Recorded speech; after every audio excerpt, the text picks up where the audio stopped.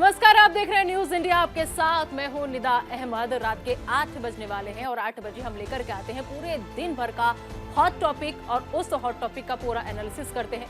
मेहमानों का बड़ा पैनल हमारे साथ जुड़ता है।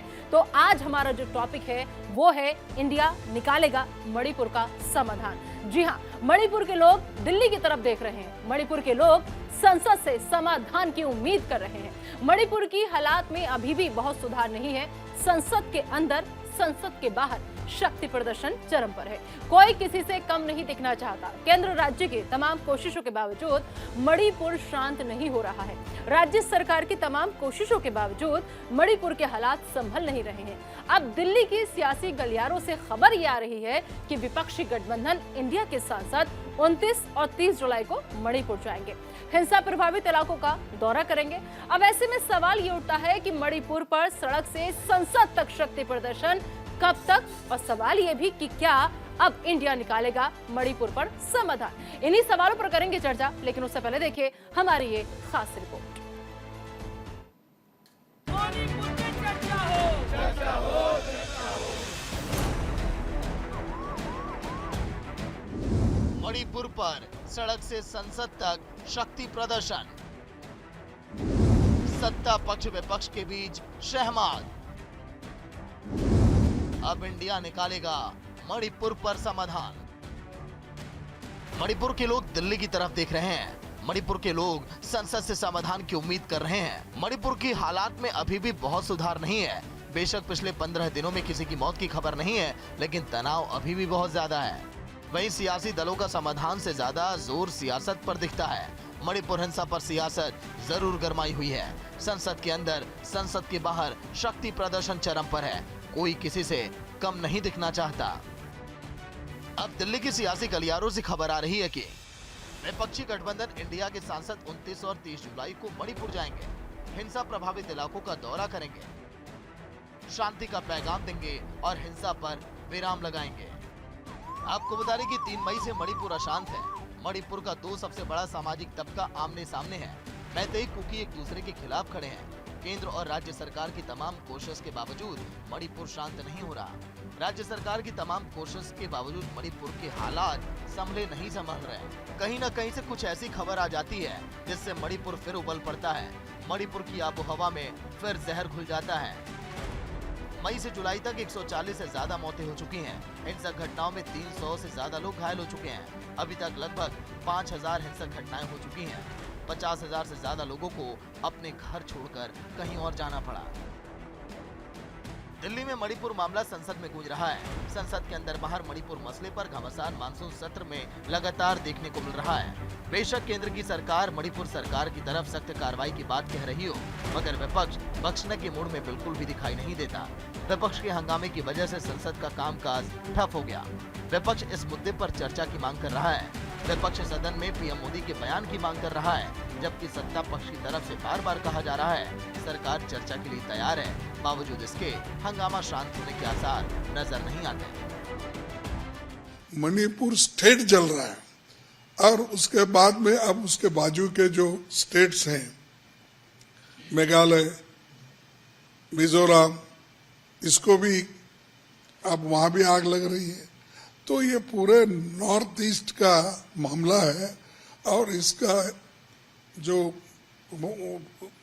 पूरा इंटेलिजेंस है और पूरी इंफॉर्मेशन है, आईबी है, ये सबका इंफॉर्मेशन उनके पास रहता है। नेशनल सिक्योरिटी एजेंसी ये पूरे रहते। इसलिए हम ये चाहते हैं कि यहाँ आकर वो कहे और खुद को ये साबित करे कि वो मणिपुर के इंसिडेंट पे कंसर्न है और जो भी गलतियां किसी ने भी करने दो, हम एक्शन लेंगे।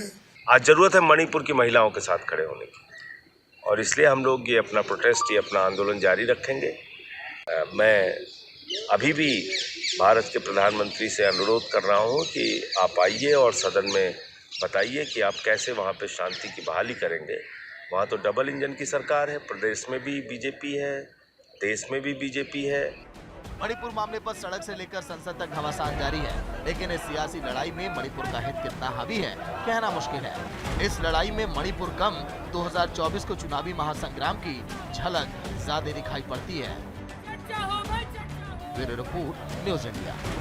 मणिपुर में चर्चा हो। तो सवाल यही है कि क्या इंडिया निकालेगा मणिपुर का समाधान। ऐसे में हमारे आज के कुछ सवाल हैं जिनके जवाब जानने की कोशिश हम करेंगे। दरअसल सवाल यह है कि मणिपुर पर जिस तरीके से सड़क से संसद तक शक्ति प्रदर्शन है, आखिर वो कब तक। और सवाल इसके बाद ये भी है कि ठीक है आप प्रदर्शन कीजिए, लेकिन जिस तरीके से मणिपुर जाने की बात हो रही है, क्या अब इंडिया निकालेगा मणिपुर का समाधान। इन्हीं सवालों के जवाब जानने के लिए, चर्चा करने के लिए हमारे साथ मेहमानों का बड़ा पैनल जो है वो जुड़ा हुआ है। आइए सबसे पहले मैं आप सभी का तारुफ अपने मेहमानों से करा देती हूँ। खेमचंद शर्मा साहब जो कि प्रवक्ता है बीजेपी के, वो हमारे साथ जुड़ चुके हैं, आपका बहुत बहुत स्वागत है। इनके अलावा मोहम्मद आसिफ साहब जो कि कांग्रेस के नेता है, वो हमारे साथ जुड़ चुके हैं, सर आपका भी स्वागत है। साथ ही साथ मनीष गुप्ता जी जो कि राजनीतिक विश्लेषक हैं, सर आपका भी स्वागत है। इनके अलावा कौशिक जी हमारे साथ, सुनील कौशिक जी मौजूद रहेंगे जो कि वरिष्ठ पत्रकार हैं, सर आपका भी स्वागत है। तो सबसे पहले मैं आपके पास आना चाहूंगी मोहम्मद आसिफ साहब, और समझना चाहूंगी एक चीज, क्योंकि देखिए कहा यह जा रहा है कि जिस तरीके से रोज हमने कि कैसे सियासी घमासान मणिपुर को लेकर के जारी है, संसद से लेकर तमाम सड़क तक शक्ति प्रदर्शन हम देख रहे हैं, लेकिन क्या चीखने चिल्लाने से हल निकल पाएगा इस समस्या का। देखिए जी, हल तो जनता के बीच जाने से निकलेगा, शांति करने से निकलेगा। जब लोग जाएंगे जब ही शांति होगी। देश के प्रधानमंत्री तो अपील करना तक मुनासिब नहीं समझ रहे। किस तरीके से इंडिया के अंदर मणिपुर के लोग इंडिया से उम्मीद लगाए बैठे हैं कि शांति करेंगे। ये लोग तो भूल चुके हैं किस तरीके से शांति होगी। देश के प्रधानमंत्री आज भी राजस्थान गए थे चुनाव के लिए, रैली करने के लिए, वोट मांगने के लिए। वो भूल चुके हैं कि मणिपुर हिंदुस्तान का हिस्सा है या नहीं। जब वोट मांग रहे थे मणिपुर के अंदर, डबल इंजन सरकार की बात कर रहे थे, तब बड़े बड़े भाषण उन्होंने दिए। किस तरीके से उन्होंने कहा सबके सामने है। और अब किस तरीके से एक सैनिक की बीवी के साथ में जो बरपता हुई है, जिसको हम अल्फाजों से भी बयान नहीं कर सकते। अगर हम बोलेंगे तो हमारी आंखों के आंसू बंद नहीं होंगे।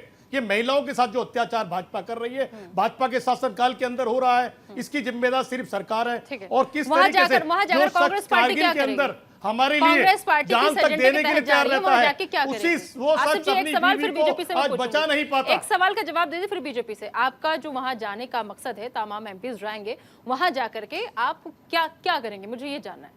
हम जनता से अपील करेंगे ना कि किस तरीके से वहां की उसको ठंडा किया जाए, एक दूसरे के अंदर भाईचारा बढ़ाया जाए। जिस तरीके से मुल्क आजादी के बाद एक नारा होता था हिंदू मुस्लिम सिख ईसाई भाई भाई, आज वो नारा भाजपा ने आके खत्म कर दिया है। भाजपा की सोच का नतीजा है कि आज क्या हालात हो गए हैं। किस तरीके से दो समुदायों को लड़ाया जा रहा है वहां, उस समुदाय के खिलाफ किस तरीके से तोड़े गए धार्मिक स्थल, किस तरीके से लोगों के साथ बलात्कार किया गया, निर्वस्ता अपनाई गई है।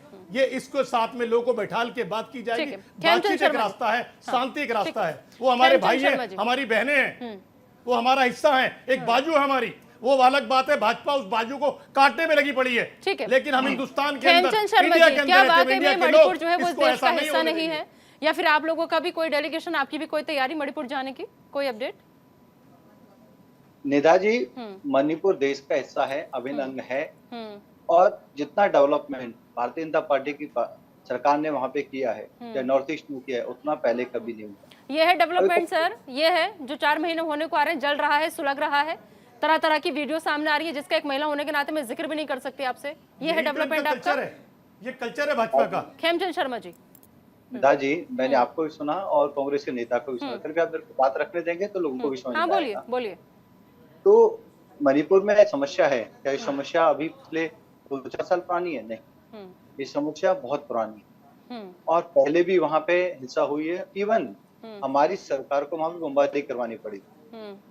मार्च 1967 में मणिपुर के उसी एरिया में बमबारी करवानी पड़ी। वहाँ बहुत सारी लोकल, आप कह सकते हैं, आर्मी उन लोगों ने बना रखी। आज भी हैं वो ग्रुप्स और आपस में कॉन्फ्लिक्ट होते हैं। कॉन्फ्लिक्ट अभी भी हुआ है, मैं ये नहीं कर रहा, जस्टिफाई नहीं कर रहा, लेकिन हमें ये भी सोचना पड़ेगा कि ये समस्या आज की या कल की या 4 या 5 साल पुरानी नहीं है। ये समस्या पुरानी समस्या है। मतलब लड़कियों की, औरतों की इज्जत ऐसे ही सरेआम चौराहों पर नीलाम होती रही है मणिपुर में, आप ये कह रहे हैं?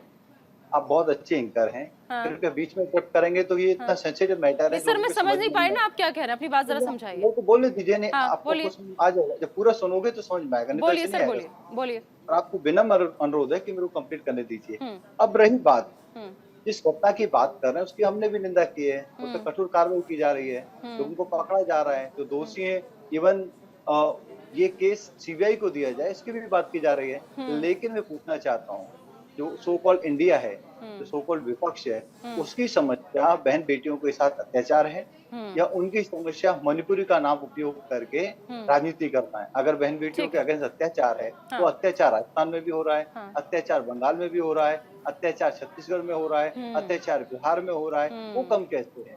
बहन बेटी बिल्कुल, तो मैं समझ सकती हूँ खेमचंद शर्मा जी। हाँ बिल्कुल, छत्तीसगढ़ की भी वही है, हाँ समझ बंगाल सकती की हूँ। भी वही है, आज की राजनीति का दौर दरअसल, चलिए और एक सेकंड, नहीं ठीक है ठीक है ठीक है, एक सेकंड ठीक है। को आपने इंटरप्ट नहीं किया, हाँ, मैं नहीं, 30 सेकंड और दूंगा। हाँ, जल्दी से। राजस्थान की बहन बेटी भी वही है, वो भी भारतीय है, मणिपुर की भी भारतीय है, बिहार की भी भारतीय है, तो कांग्रेस का कोई भी नेता राजस्थान के बारे में बोलता क्यों? जो कोई बोलता है उसको पीट पाट के बाहर कर देते हैं, सरकार से बाहर कर देते हैं, सदन में पीटते हैं। जब वो सच्चाई बाहर रखता है कि राजस्थान आज नंबर 1 हो चुका है महिलाओं के खिलाफ अत्याचार में, तो वहां पे उनको सदन में नहीं बोलने दिया जाता, उनकी डायरी छीन ली जाती है। और फिर ये डेमोक्रेसी की बात करते हैं, इसको कहते हैं सेलेक्टिव राजनीति, इसको कहते हैं गिद्ध वाली राजनीति, वल्चर पॉलिटिक्स। और कांग्रेस वल्चर पॉलिटिक्स कर रही है। कांग्रेस को बहनों से कोई लेना देना नहीं है, महिलाओं से कोई लेना देना नहीं है, इनको विशुद्ध रूप से वल्चर पॉलिटिक्स करनी है। ठीक है डॉक्टर सुनील कौशिक, आपका एक लंबा इतिहास रहा है, आपने जिस तरीके से सब कुछ समझा, वरिष्ठ पत्रकार रहते हुए आपने पहले की राजनीति भी देखी और आप अभी की मौजूदा राजनीति भी देख रहे हैं। आपको लग रहा है कि इस वक्त जो मौजूदा राजनीति है वो इस दौर की है कि यहाँ पर इस्तीफे नहीं होते, बल्कि ये गिनाया जाता है कि आपके राज्य में भी तो ऐसा हो रहा है? क्या वाकई में ये राजनीति नुकसानदेह साबित है आने वाले भविष्य के लिए भी? नहीं देखो नेता, ऐसा नहीं है कि पहली बार ऐसा हो रहा है। हाँ। पहले भी हम इतिहास उठा के देखेंगे तो यही सब सारी चीजें पाएंगे। मणिपुर हो या पूर्वोत्तर के राज्य हों, ये पहली घटना नहीं है ऐसी। यदि हम 67 के दशक में जाएं या 92, 93 या 94 गिनाएं, तब हजारों की संख्या में वहाँ इस तरीके की हत्याएं हुई हैं। तो निश्चित तौर से समस्या का समाधान कैसे होगा, यदि केंद्र सरकार, वहाँ की सरकार और विपक्ष में बैठे हुए राजनीतिक दल यदि कोई बड़ा ब्लूप्रिंट तैयार करें तो समाधान हो सकता है। केवल राजनीति के हिसाब से नहीं होगा कि पश्चिम बंगाल में क्या हो रहा है, कि राजस्थान में क्या हो रहा है, तो कोई जा ही नहीं रहा, बस समस्याएं गिनाने में लगे हुए एक दूसरे नहीं, मैं वही कह रहा हूँ कि समस्या का समाधान होगा क्या। जो समुदाय बार बार आमने सामने आते हैं पूर्वोत्तर राज्यों में, उनकी समस्या है क्या आखिर में? केवल हाई कोर्ट का आदेश नहीं हो सकता। और यदि हाई कोर्ट के आदेश के हिसाब से यदि ये दंगे फैले होते तो मुझे लगता है कि केंद्र सरकार या वहाँ की मणिपुर की सरकार जो है वो इस आदेश को वापस ले सकती थी अध्यादेश के माध्यम से। तमाम प्रदेशों में ऐसा देखा गया है, लेकिन कहीं न कहीं लग रहा है कि इसका कारण कोई और है। उस कारण का समाधान कैसे होगा, मुझे लगता है केंद्र सरकार को विपक्ष को विश्वास में लेकर के और वहाँ की जो राज्य सरकार है, यदि एक समावेश कोई कमेटी तैयार की जाए तो निश्चित तौर से समाधान उसका निकल सकता है। लेकिन बार बार जब विपक्ष कह रहा है, मैं इस बात से भी सहमत नहीं हूं कि इस्तीफा लिया जाए, बर्खास्त किया जाए।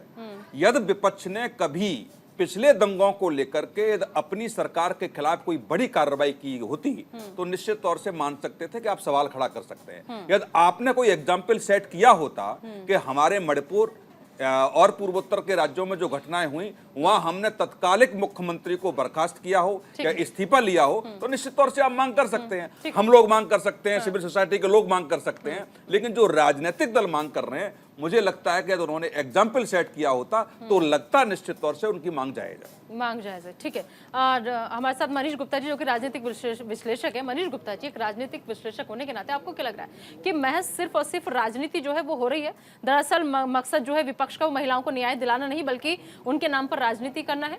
क्योंकि खुद राजनाथ सिंह ने भी ये बोला। देखिए, जिस तरीके से राजनीति आज हम मणिपुर के ऊपर देख रहे हैं, ऐसा लग रहा है कि विपक्ष चाहता है कि फोड़े में से बिना मवाद को निकाले ड्रेसिंग करके बस ठीक कर दो, किसी को उसमें से निकलता हुआ रक्त दिखाई ना दे। सच्चाई ये है कि उस फोड़े के अंदर बहुत सारा मवाद भरा हुआ है और जिसको निकालना ही होगा। बात है महिला के हरासमेंट की, निश्चित रूप से शर्मनाक है। लेकिन अभी 3 दिन पहले ही की तो बात है बिहार में एक युवक को खूंटे से बांध दिया गया और उसके सामने ही उसकी पत्नी के साथ गैंग रेप किया गया, विपक्ष का कोई नेता बोला क्या? और अगर नहीं बोला तो उन्हें आत्माविलोकन करना पड़ेगा, सोचना पड़ेगा, विचार करना पड़ेगा कि हम कहां आ गए हैं। हम नारी नारी में भेद क्यों कर रहे हैं? कि बिहार की नारी मणिपुर की नारी से अलग है क्या? उसका आत्मसम्मान, उसका शील और समस्याएं कम है क्या, अलग है क्या? नहीं। ठीक है। तो हमें, मैं 1 मिनट और लूंगा, हाँ, ठीक। हमें इस पर काम करना ही होगा। अब दूसरी बात कहता हूं कि अगर कांग्रेस ने ये कहा कि भाजपा ने ये नहीं किया, भाजपा मोदी जी बोले नहीं, ये नहीं किया, वो नहीं किया, तो मैं बस इतना पूछना चाहता हूं, कांग्रेस अभी मेरे सामने ऑफिशियली ये बताए कि मणिपुर की समस्या पर उनका स्टैंड क्या है। ठीक है आसिफ जी, क्या स्टैंड है मणिपुर की हमारा समस्या पर? सबसे पहले स्टैंड है वहां पे शांति कायम कराना, भाईचारे को समस्या आगे का बढ़ाना। स्टैंड क्या है? जब भाईचारा समस्या बढ़ेगा, का शांति स्टैंड क्या है? ठीक बढ़ेगी, है। जब भी समस्या का हल निकलेगा। जिस तरीके के हालात आप लोगों ने पैदा करा रखे हैं, तब तक इसके हालात नहीं आप सुधरेंगे, कैसे भरोसा ना दिलाएंगे? समस्या का हल निकलेगा। आप कैसे नेताजी, भरोसा नेताजी दिलाएंगे? गलत फैक्ट दे रहे हैं, मैं हाँ, फैक्ट नहीं, नहीं, मैं नहीं। फैक्ट बिल्कुल सही दे रहा हूँ। आसिफ जी आप गलत तरीके कैसे से बात- कैसे आप भरोसा इस दिलाएंगे, देश में कैसे नेताजी- वहां की जनता को अपने अपने काबू में करेंगे कि हाँ अब जब हम आ गए हैं तो सब सही हो जाएगा? खैर, 1 मिनट आपको लगता है जो इतने लंबे की आग सुलग रही है आपके जाने से वहां पे सब कुछ सही हो जाएगा? मैंने कहा जब भाईचारा बनेगा, लोगों में बातचीत होगी, बैठ के मशवरे होंगे, नहीं, गलत फैक्ट दुख दे रहे हैं। दर्द दूर होंगे, गलत फैक्ट दे रहे हैं। तभी मनीष कोई जी। रास्ता निकलेगा, वरना रास्ता नहीं निकल सकता। फैक्ट क्योंकि गलत ये वो मानसिकता के लोग हैं जो हमने देखा है, जो बलात्कार को भी संस्कारी बताते नहीं, हैं गलत भाजपा फैक्ट- के गलत- लोग। गलत ये फैक्ट- गलत नहीं, बिल्कुल सही है। टीवी आप में फैक्ट आकर बोलते हैं वो लोग कि 1900 ये लोग संस्कारी हैं। सुनिए, उन संस्कारियों से कैसे आप ये कह सकते नेताजी, हैं कि महिला सम्मान की बात कर सकते हैं? खेमचंद नहीं शर्मा कर जी, सकता महिला ठीक है सम्मान की बात। आऊंगी, एक सेकंड। खेमचंद शर्मा जी, आप जरा आप ये बताइए, देखिए आसिफ जी ने सीधा सीधा आपके ऊपर ये आरोप लगा दिया कि आप लोग जो महिलाओं के सम्मान की बात कभी करते नहीं है, और आज आप लोग कह रहे हैं कि हम महिलाओं के सम्मान की बात कर रहे हैं। आपके पास क्या रास्ता है मणिपुर की इस समस्या से जूझने का? इंडिया तो कह रहा है कि हम वहां जाएंगे सब सही कर देंगे, हमारी जान से सब सही हो जाएगा। भारत के पास भी कोई प्लान है या नहीं सब सही करने का? आप एक बात बताइए, ऐसा तो है नहीं कि वहाँ पे एक पार्टी रूल हो। पिछले 3-4 महीने से समस्या है, वहां भी इंडिया के लोग हैं। उन्होंने क्या किया? उन्होंने क्या योगदान दिया कि क्षेत्र में उनकी वजह से शांति हुई? सिर्फ बड़ी बड़ी बातें करना। क्या इनके राज्य में जो यूपीए की सरकार थी, यूपीए से पहले इंदिरा जी की सरकार थी, राजीव जी की सरकार थी, पंडित जी की सरकार थी, उस समय वहां पे सब सही था? उस समय इन्होंने वहां पे शांति स्थापित कर दी थी? उस समय इन्होंने वहां पे परमानेंट सॉल्यूशन निकाल दिया था? तो ये बातें सामने आती हैं कि हवा निकल जाती है। इनको राजनीति करनी है, वहां पे विजिट करनी है, टीवी चैनल ले जाने हैं, फोटो खिंचाने हैं, क्लिप लगानी है और उनको दिखाना है, और उसके माध्यम से नेशनल इंटरनेशनल जो एंटी इंडिया एजेंसीज हैं उनसे पैसे वसूलने, बस ये करना है इनको। रही दूसरी बात महिलाओं की इज्जत की, अगर महिलाओं की इज्जत आपको प्यारी है तो हर जगह महिला की इज्जत बराबर है। राजस्थान पे भी बात करिए, छत्तीसगढ़ पे भी बात करिए, बिहार पे भी बात करिए, बंगाल पे भी बात करिए, मणिपुर पे भी बात करिए। एक सवाल मैं ऐड क्या कर दूं मणिपुर अपना, पे कार्रवाई खेमचंद हो शर्मा रही है? जी, एक सवाल मैं ऐड कर दूं अपना, आपके बस एक पास सवाल ऐड करना है मुझे, क्योंकि आपने बाकी और राज्यों का जिक्र किया। तो क्या वाकई में जो एक जगह 3-4 महीने से सुलग रही है, उस जगह का कंपेयर या उस जगह की तुलना अगर कहीं किसी एक राज्य में एक घटना हो जाती है, जायज है? ईमानदारी से देखिए, कहीं पर भी हो घटना घटना है, कहीं पर भी हो महिला की इज्जत इज्जत है, कहीं पर भी हो देश के किसी भी कोने में सम्मान महिला को बराबर मिलना चाहिए। लेकिन बार बार क्या हम बाकी और राज्यों का उदाहरण देकर के इस घटना से बच सकते हैं? ईमानदारी से बताइएगा। निधा जी, दो चीजें हाँ। आपने बहुत अच्छा किया। एक मणिपुर में जो वहाँ पे कन्फ्लिक्ट चल रहा है, दो समाज के बीच में कन्फ्लिक्ट चल रहा है, एक अलग चीज है। एक वहाँ पे महिला के साथ अत्याचार हुआ, महिला के साथ अत्याचार मणिपुर में हुआ, तो ऐसे अत्याचार दूसरे प्रदेशों में भी हो रहे हैं, वहां पे हो रहे हैं जहाँ पे सो कॉल्ड इंडिया की सरकार है, जो बहुत ज्यादा वोकल हो रहे हैं, वही लोग मुंह पे पट्टी बांध के बैठे हुए हैं। क्यों? दो अलग चीजें हैं। महिलाओं पे अत्याचार सब जगह बराबर है, हर जगह पे डिस्कस होना चाहिए, कठोर कार्रवाई होनी चाहिए, कठोरतम कार्रवाई होनी चाहिए, उस पर सबको बोलना चाहिए, सबको निंदा करनी चाहिए। आप मणिपुर की घटना की निंदा कर रहे हैं, बाकी की नहीं, क्यों नहीं? खाली महिलाओं के ऊपर की बात नहीं है यहाँ पर, खाली महिलाओं के ऊपर की बात नहीं है। खेमचंद जी एक सेकंड, खाली महिलाओं की बात नहीं, राज्य में किसकी सरकार है, राज्य की जिम्मेदारी किसकी बनती है इन तमाम हालातों के लिए? निधा जी, आप अच्छी बात, मैंने दो पार्ट में डिवाइड किया था। पहला महिलाओं की समस्या, महिलाओं पे अत्याचार, जो सब जगह बराबर है, आप उसको डिफरेंशिएट नहीं कर सकते, बिल्कुल नहीं कर सकते, नहीं कर सकते, तो नहीं करना चाहिए। वो ये कर रहे हैं, हम उसकी निंदा करते हैं, सेलेक्टिव हो रहे हैं, हम उसकी निंदा करते हैं। रही दूसरी बात कि राज्य में प्रॉब्लम है, उसमें काम किया जा रहा है, वो प्रॉब्लम पुरानी है, ऐसा नहीं है काम नहीं किया जा रहा है, सिंसियरिटी से काम किया जा रहा है, दोनों समाज के बीच में बैठा भी जा रहा है, सिक्योरिटी को डिप्लॉय किया गया है, केंद्रीय सुरक्षा बल वहाँ पे डिप्लॉय किए गए हैं। वहाँ जो विषम परिस्थिति है, जो वहाँ पे डेमोग्राफी है, क्योंकि पहाड़ का एरिया है, जंगल का एरिया है, और उसकी अपनी चैलेंजेस हैं, और चैलेंजेस के तहत काम किया जा रहा है। हाँ, अगर आपके पास कोई सजेशन है कि नहीं ऐसा नहीं वैसा करिए, नहीं सर, इतने पॉइंट आपने गिना दिए कि किस वजह से रुका हुआ था। मैं समझ सकती हूँ कि सच में बहुत ज्यादा मुश्किल थी आप लोगों के लिए वहां पर पहुंचना, क्योंकि वहां जाने में बहुत दिक्कतें थी। कैसी बात कर रहे हैं आप खेमचंद शर्मा जी? आप अच्छे खासे बहुत समझदार हैं और एक बहुत अच्छे वक्ता के रूप में मैं आपको पहचानती हूँ। आप हमेशा बहुत सभ्य बात करते हैं, हमेशा तर्क के साथ बात करते हैं, लेकिन माफ करना आज मुझे आपके सारे तर्क बेतर्क लग रहे हैं सर। नहीं, आपने इतने ढेर सारे विराम लगा करके पूरी बात बताई, आपने इतने स्टॉप के साथ पूरी बात बताई कि जैसे मान लो मणिपुर पहुंचना जरा पता नहीं कहां, कौन से हम शायद किसी साइंटिस्ट को भेजेंगे क्या, या चांद के पार जाएंगे क्या। सर इतना भी दूर नहीं था मणिपुर, इतना भी दूर नहीं था आपकी पहुंच से मणिपुर। माफ कीजिएगा मनीष गुप्ता जी। नेताजी पहले कंप्लीट करने दीजिए, बीच में सवाल मेरे से किया है, गुप्ता जी को आप 1 मिनट बाद में बोलने दीजिए, नहीं तो क्या बात समझ में नहीं आएगी। हाँ, ठीक है, बोलिए। मेरे मुंह में घुसाने की कोशिश की, जो बिल्कुल गलत है। मणिपुर में हम पहुंच चुके हैं, काम चल रहा है, और मणिपुर की समस्या 2-4 दिन पुरानी है, 2-4 साल पुरानी नहीं है। वो मणिपुर है जहाँ पे हमें बम भी गिराने पड़े। अगर इतना ही आसान होता तो पहली सरकारों में आजादी के बाद अब तक वहाँ पे सेटल हो चुका होता। जब पुरानी समस्या है तो उसमें समय भी लगेगा। खेमचंद शर्मा जी, ठीक है, मैं आपकी बात से इत्तेफाक रख रही हूँ, अगर पुरानी सरकारों ने जो गलती की है वो अभी हम ही करेंगे। अगर पुरानी सरकारें वो सब नहीं रोक पाई, हम भी नहीं रोक पाएंगे, तो फिर वहाँ की जनता ने क्यों चेंज किया, क्यों बदला? उम्मीद के साथ किया था ना सर कि सब कुछ सही हो जाएगा, मणिपुर के हालात सुधरेंगे, बदलेंगे। ठीक है खेमचंद जी, ठीक है, वही उत्तर आपको दे रहा हूँ। हाँ। वहाँ सिंसियर एफर्ट्स हो रहे हैं, और वहाँ पे जो सिंसियर एफर्ट्स करने वाले आर्म फोर्सेज हैं, सिक्योरिटी एजेंसियां हैं, हमें उनको अप्रिशिएट करना चाहिए। अगर चीजें अभी 100% कंट्रोल में नहीं, और हम ये कहें नहीं एफर्ट्स नहीं हो रहे हैं, वहाँ पे वो जो अपनी जान को लगा के वहाँ पे मेहनत कर रहे हैं, काम कर रहे हैं, नहीं कुछ काम नहीं हो रहा है, ये बिल्कुल गलत है, निंदनीय है। मनीष गुप्ता जी, ठीक है सर। खेमचंद शर्मा जी, ठीक है, बहुत मौका, बहुत देर हो गई आपको सर, अब तो दूसरे को बोलने दीजिए, आप किसी दूसरे को बोलने दीजिए सर, आप दूसरे को बोलने दीजिए। मनीष गुप्ता जी, जिस फोर्सेस की बात यहाँ पर कर रहे हैं खेमचंद शर्मा जी, उसी फोर्सेस की वजह से, उसी प्रशासन की वजह से FIR दर्ज भी हुई, थाने तक मामला पहुंचा भी, और कहा यह गया, बहुत से लोगों के ऐसी बातें हैं, अगर वक्त होता तो मैं आपको सुनवा देती कि पुलिस वालों की मौजूदगी में ही वो सब कुछ हुआ था। उस पर भरोसा करते हो? देखिए निदा जी, 2-3 फैक्ट मैं देता हूं और आपके इस टॉपिक पे आता हूं। 1958 में जब सरकार तंग आ गई और मणिपुर कंट्रोल से आउट हो गया, तो 1958 में एक कानून लाया गया जिसका नाम था FSPA, यानी armed force special power act. ये एक्ट में आर्मी को पावर थी कि शूट एट साइट कर दे, यानी कभी भी कहीं भी गोली मार सकते। आप जानते हैं इसको हटाने के लिए कितने आंदोलन हुए?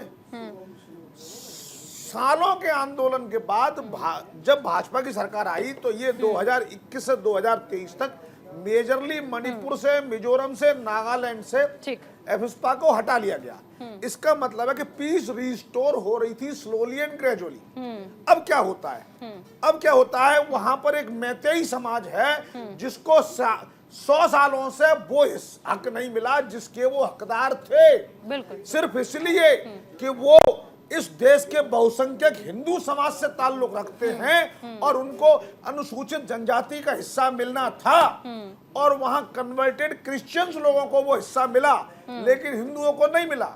इस देश के उस संबंधित उच्च न्यायालय ने अगर ये महसूस किया कि इस समाज को भी अगर जनजाति का हिस्सा मिलना चाहिए, तो उन्होंने कोर्ट को ऐसा डायरेक्शन देने की ऑब्जर्वेशन दी, और जब ऑब्जर्वेशन दी तो बदले में कुकी समाज उग्र हो गया। उन्होंने AK-56, AK-47 और असॉल्ट राइफल से हमला करना शुरू कर दिया। कहां से आई है AK-47? क्या म्यांमार से आई और पड़ोसी दुश्मन देशों से आई? कौन कर रहा था? क्या इसके पीछे अफीम की खेती का एक लॉजिक शामिल था क्या? ठीक है, ये एक बहुत बड़ा, ये बहुत पॉइंट वाला सवाल है, ये पॉइंट वाला सवाल है। सर एक छोटे से ब्रेक के लिए मुझे रुकना होगा, उसके बाद हम आगे आएंगे। देखिए ये बहुत पॉइंट की बात कही कि जिस तरीके से वहां पर हमलों की शुरुआत होती है, और तमाम जिस तरीके से असलहे कह लीजिए या आप जितने भी गन बंदूक कह लीजिए, वो आखिर आई कहां से? क्या वाकई में मणिपुर को सुलगाने के पीछे एक बहुत बड़ी साजिश है, और उसी साजिश का हिस्सा मणिपुर बन रहा है, और यही वजह है कि आज भी मणिपुर जल रहा है। अभी कितने मिलते हैं? तो ब्रेक के बाद आप सभी का स्वागत है। तमाम मेहमान हमारे साथ बने हुए। दरअसल हम समझने की कोशिश ये कर रहे हैं जिस तरीके से इंडिया निकालेगा मणिपुर का समाधान, क्योंकि इसके दावे किए जा रहे हैं कि अब इंडिया यानी विपक्ष का जो पूरा गठबंधन है, जो तमाम दल इसमें एकजुट है, वो अब ये कह रहे हैं कि हम मणिपुर जाएंगे, वहां पर शांति बहाल की व्यवस्था करेंगे। लेकिन क्या वाकई में जिस तरीके से संसद से लेकर सड़क तक कोहराम मचा हुआ है, मणिपुर की हिंसा को लेकर राजनीति भी जमकर हो रही है, सियासतदान तमाम तरीके से अपनी अपनी रोटियां सेक रहे हैं, क्या इस राजनीति के बीच जो मणिपुर सुलग रहा है, जो वहां के लोग परेशान हैं, दिक्कतों का सामना करना पड़ रहा है, उन्हें हर दिन मशक्कत करनी पड़ रही है, क्या वो इन लोगों के जाने से सब कुछ सही हो पाएगा? मेहमानों का बड़ा पैनल हमारे साथ जुड़ा हुआ है। आइए एक बार फिर से खेमचंद शर्मा जी, मोहम्मद आसिफ साहब, मनीष गुप्ता जी, डॉक्टर सुनील कौशिक जी हमारे साथ यहाँ पर मौजूद हैं। खेमचंद शर्मा जी, जिस तरीके से देखिए हमने देखा कि जो डेलीगेशन जा रहा है उसको लेकर के भी बीजेपी ने आपत्ति दिखाई, लेकिन जब हम कहते कि संसद में आप चर्चा कीजिए या विपक्ष कहता है तो उस पर भी आपत्ति है। अभी स्मृति ईरानी का वीडियो बहुत ज्यादा वायरल हो रहा है, शायद आपने देखा भी होगा सोशल मीडिया पे। आपको लग रहा है कि जिस तरीके से एकदम चीखम चिल्ली वाली सारी बातें हो रही हैं और इतना चीखने चिल्लाने से जो बीजेपी का सच है या फिर जिस तरीके से नहीं जाया जा रहा मणिपुर, या उस पर कोई भी बोलने को तैयार नहीं, चर्चा करने को तैयार नहीं है, ऐसे में क्या सच छिप जाएगा? आप एक बताइए, क्या अमित शाह जी मणिपुर नहीं गए? क्या अमित शाह जी ने वहाँ पे मीटिंग नहीं ली? क्या अमित शाह जी ने एक डिटेल, एक लंबा लेटर विपक्ष के नेताओं को नहीं लिखा? सर, अमित शाह जी के आने के बाद ही ये सब कुछ सामने आया है, वो कुछ भी पता नहीं लगा पाए, माफ कीजिएगा। वहाँ के क्या हालात हैं, ये सब हालात अभी सामने आए सर। हल्की बात ये नहीं हल्की बात नहीं कर रही हूँ मैं, बताइए ना आपने, आप बताइए क्या क्या अमित शाह जी ने वहाँ जाकर। चलो मैं आपकी बात मानता हूँ कि उनके आने के बाद पता चला, तो इसका मतलब क्या हुआ कि एडमिनिस्ट्रेशन ने उनके जाने के बाद और ज्यादा सिंसियरिटी से काम किया और ये इस तरीके के इंसिडेंट सामने आए और उन पे कार्रवाई हो रही है। तो ये कहने की बजाय अमित शाह जी गए, होम मिनिस्ट्री वहां पे लगातार सपोर्ट कर रहा है और बोला भी है कि आओ डिस्कस करें, लेकिन कांग्रेस डिस्कस करना ही नहीं चाहती, आम आदमी पार्टी डिस्कस करना ही नहीं चाहती, विपक्ष डिस्कस करना ही नहीं चाहता, क्योंकि उनके जितने भी काले कारनामे हैं वो सामने आएंगे। उनका जो कालापन उनके जो शरीर में है, उनके मन में है, उनके दिल में है, जो उनके कपड़ों में परिवर्तित हुआ है, वो जनता के सामने आ जाएगा। वो चर्चा नहीं करना चाहते, चर्चा होगी सब चीजें सामने आएंगी। क्यों आपने ऐसा कानून बनाया, क्यों आपने ये चीज छुपाई जनता से? आज की घटना थी कि निंदनीय, उस पर कार्रवाई हो रही है। पहले वहां पे जो इंसिडेंट हुए उनके लिए जिम्मेदार कौन? सुनील कौशिक जी वरिष्ठ पत्रकार हैं, आपकी इस बात पर बहुत ज्यादा मुस्कुरा रहे हैं खेमचंद जी। मुस्कुराने दी, सबका अपना अधिकार है, मैं किसी को टोकता नहीं, ठीक है, वो वरिष्ठ पत्रकार है, वो मुस्कुरा सकते, लेकिन जनता पूछ रही है कि जब आप बहन बेटियों की इज्जत की बात करते हैं तो राजस्थान की बात को नहीं करते, बिहार की बात को नहीं करते, बंगाल की बात को नहीं करते, छत्तीसगढ़ की बात को नहीं, और अब जब आपने अविश्वास प्रस्ताव के लिए आपने बोल दिया है संसद में, जब डिटेल में डिस्कशन होगा तो फिर नाटक नौटंकी क्यों? फिर ये पॉलिटिकल टूरिज्म क्यों?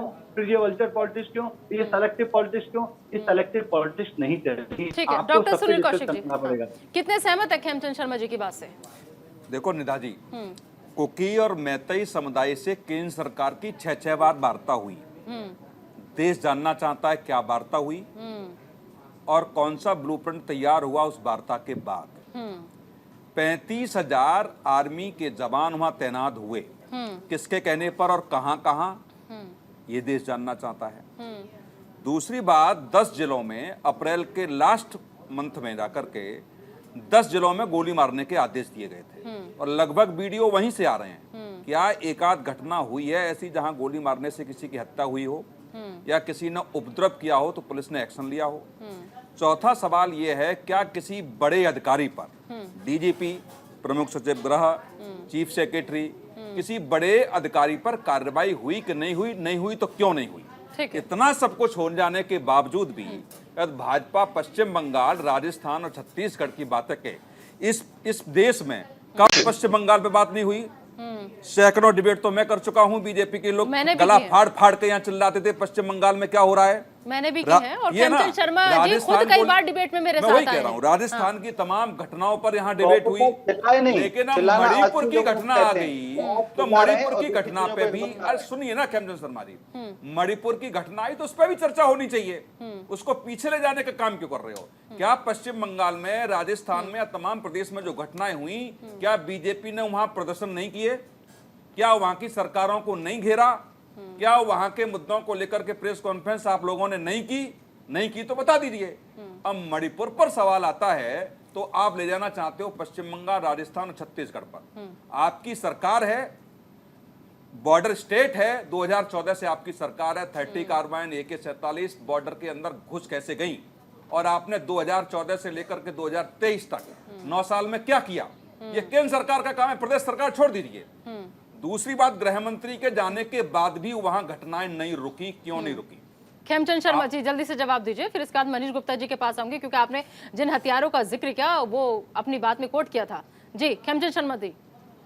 देखिए, जो आप हथियारों की बातें कर रहे हैं, वहाँ पे प्राइवेट आर्मी की बात कर रहे हैं, वो प्राइवेट आर्मी आजादी के तुरंत बाद वहाँ बनी। 8 आर्मी थी, वहाँ पे बम भी गिराने पड़े। वो समस्या पुरानी है, हथियार कहाँ से आए, बॉर्डर स्टेट है, कौन दे रहा है, कौन नहीं दे रहा है, इंटरनेशनल एजेंसी उनके साथ है, सारी चीजें सामने आएंगी। लेकिन अब बात आती है, अब ये कहते हैं कि बहन बेटियों पे जो अत्याचार हो रहा है, अत्याचार तो अत्याचार है। तो जो लोग कह रहे हैं कि भाई मणिपुर के सीएम को हटा देना चाहिए, राजस्थान के सीएम को क्यों नहीं हटाया जा रहा है, छत्तीसगढ़ के सीएम को क्यों नहीं हटाया जा रहा है, बंगाल के सीएम को क्यों नहीं हटाया जा रहा है? वहां पे अभी जो चुनाव हुए हैं, वहां सैकड़ों लोग मारे गए, बहन बेटियों के साथ अत्याचार हुआ है, बहन बेटियों के कपड़े भी फाड़े हैं और बलात्कार भी हुआ, सब कुछ हुआ है। बिहार में इस तरह की घटना हो रही है, सबके सीएम को हटाओ। तो भारतीय जनता पार्टी से भी आपको ये कहने का हक होगा कि हाँ, मणिपुर के सीएम को हटाओ। आप सेलेक्टिव हो रहे हो, आप जब सेलेक्टिव होते हो, वल्चर पॉलिटिक्स आसिफ जी, कांग्रेस पार्टी से इसका जवाब ले लेते हैं खेमचंद शर्मा जी। आसिफ जी, बीजेपी का ये कहना है, देखिए जो बात कोर्ट की तरफ से बीजेपी को कही गई कि आप अपने राज्यों की स्थिति सुधारिए, अपने राज्यों में आप एक्शन नहीं ले रहे हैं, आज वही बात बीजेपी कांग्रेस पार्टी से कह रही है कि आप अपने राज्यों में एक्शन नहीं ले रहे हैं, बाकी जहां बीजेपी की सरकार है वहां से आपको तुरंत इस्तीफा चाहिए। कोर्ट को बार बार क्यों कहना पड़ रहा है भाजपा के लिए, सरकारों के लिए ही, कि आप सेलेक्टिव क्यों रहते हैं? कोर्ट के वीडियो आने के बाद जब कोर्ट ने संज्ञान लिया, उसके बाद ही चर्चा का विषय हुआ, वरना उससे पहले तो लोगों को पता ही नहीं था कि इन्होंने इंटरनेट वगैरह सब कुछ बंद कर दिया था, न जनता की भी चाह रहा था। जब अमित शाह जी गए तो बगल में बैठ के संदीप पात्रा जी क्या कर रहे थे वहां पे? क्या वो सरकार का हिस्सा थे? भाजपा के प्रवक्ता है वो कौन सी इंटेलिजेंस खबर बाहर दे रहे थे जो वहां पे दंगे भड़के? दूसरा, किस तरीके से वहां से 5000 हथियार लूटे गए पुलिस से, 5 लाख गोलियां लेके भाग गए, पुलिस की गोली नहीं चली, कोई कार्रवाई नहीं हुई। वही तो हम कह रहे भाजपा के कार्यकर्ता है वो लोग, जो लोग सामने हथियार लेके भागे, उसी के ऊपर एक एक करके बोलेंगे सर तो सब सुन पाएंगे। खेमचंद शर्मा जी बड़े प्यार से सुन रहे थे, प्यार से सुनिए आप, एक एक करके। आप बलात्कारी के हिमायती है, आराम से सुने आप। मालूम है आप कितने हिमायती है? मुझे मालूम है कितने हिमायती है आप। इनके एमएलए जेल के अंदर बंद है बलात्कार के अंदर, उत्तर प्रदेश के, जिनको योगी आदित्यनाथ बलात्कार नहीं कर सकते। जरा शांति सुने आप। आप हिमायती है बलात्कारियों के, आराम से सुने आप।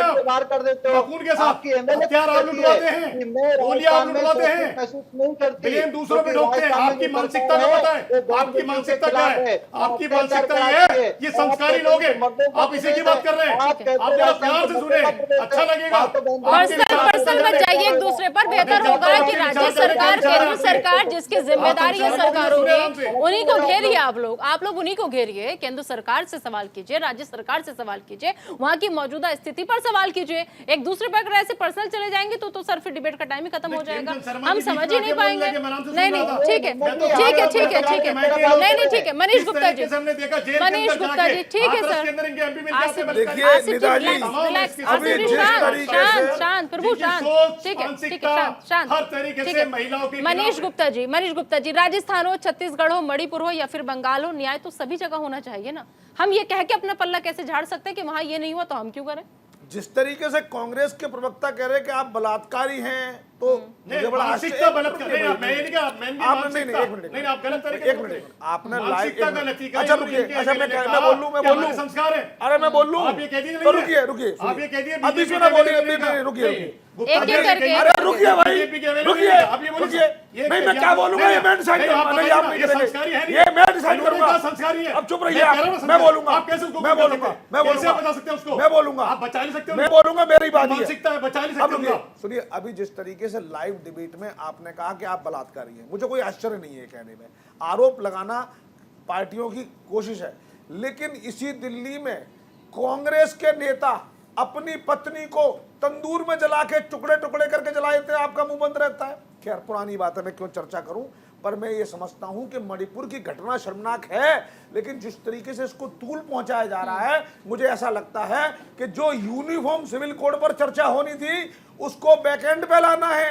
कहीं भाजपा अपना चुनावी वायदा पूरा ना कर ले, और ये उनका बड़ा चुनावी वायदा होता, इसलिए इसको बाईपास करने के लिए, इसको डॉज करने के लिए मणिपुर घटना को हाईलाइट किया जा रहा है। आखिर मतलब अगर भाई आपने अब मणिपुर की घटना को यूसीसी से जोड़ दिया। बिल्कुल, कहने का मैं मतलब अमित शाह जी ये पकौड़े कह- तलने से यूसीसी बड़ी से बात जोड़ कर दिया रहा हूँ। आपने पकौड़े तलने वाली पॉलिसी आप- बिल्कुल सही हो गई। गलत बात सरकार बोल रहे बैठे हैं। पड़ोसी मणिपुर को- में बीच में नहीं बोला, यूसीसी बीच में से नहीं बोला, जोड़ने का मतलब है। मैं बीच में नहीं बोला भैया। सरकार नहीं, पकौड़े तलेंगे ना, आप- सरकार का काम है आप कानून सुनना बनाना। ही सुन नहीं लीजिए, चाहते। काम नहीं है। सुन लीजिए, तय हो ठीक है, चुना सुन है लीजिए, सुन कि लीजिए। गृह मंत्री मीटिंग में बोलेंगे। जब गृह मंत्री बोलने को तैयार हैं, आप 1 घंटे सुन क्यों नहीं सकते भाई? देश आप के 2 दिन बाद, प्रधानमंत्री को अरे बोलने चुप में रहिए क्या पहले। दिक्कत महसूस हो रही है? जब आपको वोट 2 दिन मांगने बाद राजस्थान मणिपुर, जा सकते हैं, मध्य प्रदेश जा आपको सकते हैं, 2 दिन का तमाम जगह टाइम जा है। सकते हैं, आपको लेकिन मणिपुर से एक अल्फाज आप निकलने रात को को राजी नहीं है संजय लोगों सिंह के के साथ तो घंटे जिम्मेदार प्रधानमंत्री है। लेकिन आधा घंटा अमित शाह को सुनने की हिम्मत नहीं है, क्योंकि आपके अंदर वो जिगरा ही नहीं है। क्योंकि जब अमित शाह बोलना शुरू करेंगे, वो फेंक देना शुरू करेंगे, कांग्रेस साइड में खड़ी हो जाएगी।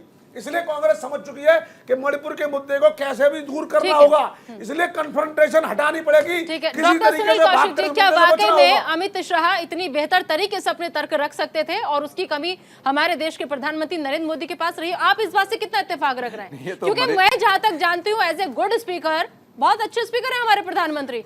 मुझे नहीं लगता उन्हें किसी की जरूरत है या उनकी बात कोई और रखेगा। आप ये डिफरेंशिएट ना देखो, करें। ये तो- हमारे ये तो दोनों ही मनीष जी को स्पीकर हैं। बताना लेकिन पड़ेगा। डिपार्टमेंट होम मिनिस्टर का है और होम मिनिस्टर उस पर जवाब दे रहे थे, होम मिनिस्टर उस पे डिस्कशन के लिए तैयार थे। वो दोनों ही जवाब दे सकते हैं। और लेकिन आधा ये घंटा काम सुन लो ना होम भाई, मिनिस्टर का है, एक बार तो सुन लो, मॉनिटर फिर कर पूछ रहे हैं। लेना प्रधानमंत्री से, कोई मना कर रहा है।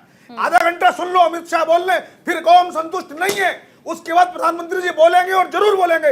लेकिन आप में इतना मादा ही नहीं है कि मामले को रिजॉल्व करना चाहो। आपको ये लगता है कि नहीं, हम अमित शाह को बोलने नहीं मतलब देंगे। मनीष जी, आपका कहने का मतलब ये है कि जितनी दमदार तरीके से अमित शाह रख पाएंगे, मोदी जी नहीं वही। रख पाएंगे क्या नहीं, संसद में? मेरा कहना यह है, जो सिस्टम है सरकार उसी सिस्टम में चलेगी। क्या सिस्टम जो है? अरे internal safety security home ministry का मैटर है। नहीं, तो बिल्कुल internal- ठीक है, लेकिन नहीं, इंटरनल सिक्योरिटी तो सेफ्टी इसका में पहले मतलब अमित शाह जवाब आप- देंगे। आप सुन लीजिए। अरे उसके बाद ही मोदी जी बोलेंगे। बिल्कुल आप सही। पहले अमित शाह जी को सुन लीजिए। बिल्कुल अगर सही। आप उनसे संतुष्ट ना हो, आपको उनके स्टेटमेंट में कोई गैप नजर आए, उनको कमी नजर आए, फिर आप जाइए और प्रधानमंत्री ने सुना, राष्ट्रपति जी के पास जाइए। कौन रोक रहा है? मतलब आप- आप हर काम के लिए डायरेक्ट एमडी के पास जाएंगे। मतलब ये आप- अगर यही अनैतिक बात है, मनीष प्रोटोकॉल गुप्ता की के खिलाफ जगह- है। आप देश के अगर यही पूरे बात मनीष देश में गुप्ता की क्या जगह हल निकला? कुछ नहीं डॉक्टर निकला। सुनील कौशिक जी और अमित शाह ने कही होती तो नहीं लगता कि मानता अगर विपक्ष। आपकी हिम्मत है, ये क्या ये समस्या का हल है? आपने यही पीएम के सामने भी कहना है। ये बताइए ना। ठीक है सर, अब आसिफ जी और मनीष गुप्ता जी, आसिफ जी, मनीष गुप्ता जी, प्लीज अब अगले गेस्ट को बोलने दीजिए। सुनील जी, सुन नहीं पाया मैं सवाल। निदा जी, आपका मैं सवाल नहीं सुन हाँ, मैं ये कह रही हूँ, जितने दावे के साथ यहाँ पर राजनीतिक विश्लेषक बैठे हुए हैं, मुझे लग रहा है नेक्स्ट टाइम जब आएंगे तो मुझे डेजिग्नेशन इनकी चेंज करानी पड़ेगी मनीष गुप्ता जी की। दरअसल मनीष गुप्ता जी जो बात कह रहे हैं बहुत प्यार से समझ में भी आ रही है कि हाँ, अगर आधे एक घंटे सुन लेंगे आप देश के गृह मंत्री अमित शाह को तो दिक्कत क्या है, और उसके बाद आपको नहीं समझ आए तो आप सुन लीजिएगा प्रधानमंत्री को। लेकिन यही बात क्या एक भी बार सरकार की तरफ से, सरकार के किसी नुमाइंदे की तरफ से या खुद अमित शाह की तरफ से कही गई कि आप पहले हमें तो सुनिए, अगर नहीं आई समझ में तो प्रधानमंत्री जी भी सुना देंगे, उनको भी सुन लीजिएगा। देखो निश्चित तौर से नहीं कही गई। गृह मंत्री को जवाब देना चाहिए संसद में, और निश्चित तौर से वहाँ होकर के भी आए हैं और तमाम परिस्थितियों को उन्हें समझा होगा, और समझने के बाद जो अच्छे से बात रख पाएंगे वो अमित शाह ही रख पाएंगे, इसमें कोई दो राय नहीं।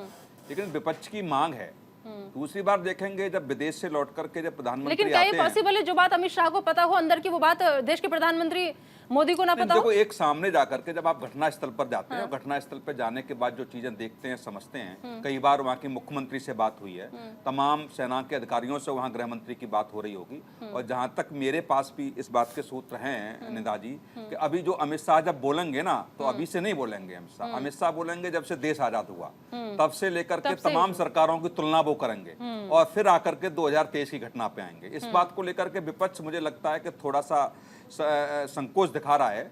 और इसमें दूसरी बात, प्रधानमंत्री आकर के बोल भी दें तो क्या दिक्कत आ रही है? कम से कम एक बात विपक्ष की मान लेंगे, यदि अमित शाह की जगह प्रधानमंत्री बोलेंगे तो क्या दिक्कत आ रही है? दूसरी बात, क्या अविश्वास प्रस्ताव पर प्रधानमंत्री नहीं बोलेंगे? अब अविश्वास प्रस्ताव आ गया, अब एक एक बात का जवाब प्रधानमंत्री को देना पड़ेगा, तो क्या उसमें मणिपुर की चर्चा नहीं होगी? क्या या तमाम मुद्दों की चर्चा उसी वहां वजह नहीं से तो होगी। अविश्वास प्रस्ताव लेकिन लेकर गया अविश्वास विपक्ष। प्रस्ताव लाने का विपक्ष का मतलब मकसद यही ही है कि सदन में प्रधानमंत्री आए और इस मुद्दे पर यानी आकर के बोलें। आपको मैटर का आंसर नहीं चाहिए, आपको प्रधानमंत्री से आंसर चाहिए। नहीं, क्योंकि आंसर आपका चाहिए, टारगेट लेकिन politicize प्रधानमंत्री से करना है। चाहिए। मोदी जी है, मैटर मोदी को जी जवाब पॉलिटिसाइज देंगे तो करना कौन है। देगा? आप देखिए, देंगे, सरकार देखिए, ठीक है, ठीक है, पुलिस सर। का आप काम देंगे। पुलिस- सुनिए, पुलिस का काम पुलिस करेगी, जुडिशरी काम जुडिशरी करेगी, कोर्ट का काम कोर्ट मतलब करेगी, कोर्ट आप आर्मी प्रधानमंत्री काम के नाम कोर्ट मांगेंगे, करेगी। अमित शाह के नाम मांगते ना करके। जब नहीं, मनीष जी, मनीष जी, प्रधानमंत्री सब सिक्योरिटी जगह का मैटर है, वोट प्रधानमंत्री के नाम पे मांगेंगे और अमित शाह की बात करेंगे। प्रोगंडा फैला सकते हैं। आपका चेहरा जब प्रधानमंत्री मोदी जी होते हैं, जब हर चुनाव में जाके प्रधानमंत्री मोदी जी का चेहरा होता है, तो निश्चित तौर से प्रधानमंत्री की बात विपक्ष कर रहा है, तो क्या दिक्कत आ रही है? ठीक है, खेमचंद शर्मा जी, एक लास्ट कमेंट बस सर, एक लास्ट कमेंट सर, क्या वाकई में चीखम चिल्ली से, चाहे वो बीजेपी हो या फिर वो इंडिया हो, कोई भी हो, आपको लग रहा है इस समस्या का समाधान निकल पाएगा आराम से? Final comment. बिल्कुल नहीं निकल पाएगा। हाँ। सेलेक्टिव राजनीति को छोड़ना पड़ेगा, सकारात्मकता से बात करनी पड़ेगी, डिटेल में बात करनी पड़ेगी। सरकार खुले मन से बात करने को तैयार है, खुले मन से सजेशन लेने को भी तैयार है। विपक्ष को मैं चैलेंज करता हूँ, आपका स्टैंड क्या आप बता दो। ये खुल के स्टैंड भी नहीं बता सकते। ये सिर्फ और सिर्फ मणिपुर में घटना हुई है, मणिपुर में घटना हुई है, पीएम साहब बोले, पीएम साहब बोले, राजस्थान पे चुप रहेंगे, झारखंड पे चुप रहेंगे। मोहम्मद आसिफ जी, एक फाइनल कमेंट, क्या वाकई में संसद हंगामा करने से मणिपुर की बेटी को न्याय मिल जाएगा? क्या है मणिपुर में क्या करना चाहिए? नहीं, वहाँ पे आप शांति ठीक है, खेमचंद शर्मा जी, ठीक है, सरकार आसिफ जी, आसिफ जी, आपका स्टैंड क्या है? मैं चैलेंज करता हूँ, एक भी नेता नहीं बताएगा, क्योंकि सेलेक्टिव राजनीति करनी है, ठीक है सर, करनी है। फाइनल कमेंट है सर, इतना लंबा नहीं, फाइनल छोटा। मोहम्मद आसिफ जी, आसिफ जी, कानून क्या वाकई में विपक्ष उन महिलाओं को न्याय दिलाना चाहती है या सिर्फ उनके नाम पर राजनीति करना चाहती है? 80 साल की विधवा को, 17 साल की बहू को जला के मार दिया जाता है घर के अंदर, क्या उसको इंसाफ नहीं मिलना चाहिए? हम तमाम लोग, जितने भी इंडिया के लोग हैं, 65 ऐसे साल की लोग महिला को- मनीष गुप्ता जी, एक एक करके सर, आ रही है फाइनल कमेंट, एक एक करके, को इंसाफ मिलना चाहिए। एक एक करके, एक जो एक इस करके, घटना के अंदर एक एक अपना करके। सब कुछ गवा चुका है। मनीष गुप्ता जी, 65 पीएम मोदी साल कह की- चुके हैं कि तमाम मैं तैयार हूं और बख्शा नहीं जाएगा, 36 सेकंड के ही सही, लेकिन उन्होंने बोला था मणिपुर के बारे में, तो विपक्ष के निशाने पर पीएम क्यों? एक फाइनल कमेंट जल्दी से। देखिए, जो काम जिस सिस्टम से होगा उस पर काम होगा। प्रधानमंत्री जी बोलने की जगह करने में विश्वास रख रहे हैं। पीछे बैकएंड पे क्या काम चल रहा है ये हम लोग नहीं जानते, वहाँ निश्चित रूप से काम चल रहा है। और आप देखेंगे कुछ ही समय में स्थिति ऐसी होगी कि मणिपुर की समस्या ऐसे रिजॉल्व होगी जैसे कश्मीर की समस्या रिजॉल्व हुई है। बिल्कुल और ऐसे होगी, उसके मीडिया बाद- से गायब कर दी जाएगी जैसे अब तक नहीं चली थी मणिपुर। अरे भाई, बिल्कुल आपने- गायब कर दिया। अरे ठीक है, doctor Sunil Kaushik ji, doctor Sunil Kaushik ji, doctor Sunil Kaushik ji, क्या लग रहा है इस समस्या का समाधान कैसे निकलेगा? खत्म करने में ठीक है सर, ठीक है, वक्त की कमी है, आसिफ जी वक्त की कमी है, प्लीज। ये तो निदादी समझना पड़ेगा, ये संसद सत्र नहीं होता तो मुझे नहीं लगता कि प्रधानमंत्री को बोलने के लिए विपक्ष बाध्य करता। लेकिन ऐसे समय पर घटनाक्रम हुआ, ऐसे समय पर वीडियो आया, तो निश्चित तौर से प्रधानमंत्री की जिम्मेदारी बनती है सरकार का मुखिया होने के नाते कि वो संसद में आते और इस पर बात बयान रखते। देते। हाँ, ठीक है, चलिए, बहुत बहुत शुक्रिया आप तमाम मेहमानों का हमारे साथ जुड़ने के लिए। खेमचंद शर्मा जी, मोहम्मद आसिफ जी, मनीष गुप्ता जी, डॉक्टर सुनील कौशिक जी, बहुत बहुत शुक्रिया आप सभी का हमारे साथ इस चर्चा में बनने के लिए। तो हमने आज जानने की कोशिश ये कही थी कि क्या इंडिया निकालेगा मणिपुर का समाधान, लेकिन देखिए आज भी वही चीखम चिल्ली रही। अब समाधान कैसे निकलेगा ये मणिपुर वासी चाहते हैं कि कोई तो आए, क्योंकि वो लगातार दिल्ली की तरफ नजरें गड़ाए बैठे हैं। तो फिलहाल अभी इस खास पेशकश में इतना ही। आप दीजिए इजाजत, बने रहिए न्यूज़ इंडिया के साथ।